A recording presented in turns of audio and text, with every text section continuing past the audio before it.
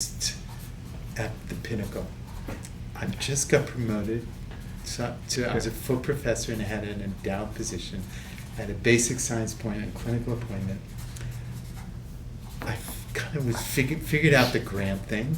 I had a R1, I just got another R1 and a training grant and a program project grant, and I had an article in Nature Medicine because I was curing mice of brain tumors by spritzing in a virus, squirting in a virus, constructed virus. Like gene therapy? Yeah. And it was this, this very clever construct, and I squirted into their brains and was curing these mice. And I thought, this is it, I've arrived, this is great. And there was this newspaper article, the whole thing.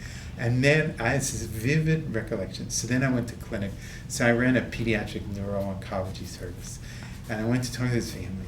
And there was this little girl that I was taking care of for a few years who had a malignant brain tumor.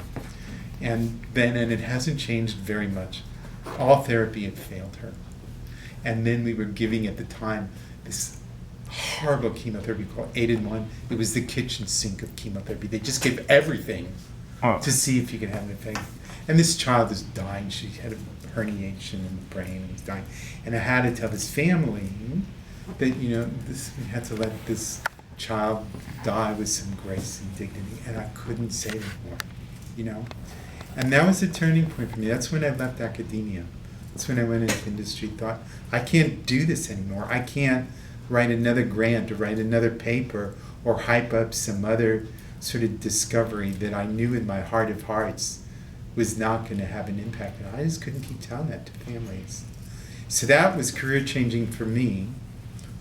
And I guess where I'm making that's kind of turn back is this is where this institute has to change as well. Because pharma isn't doing it anymore either.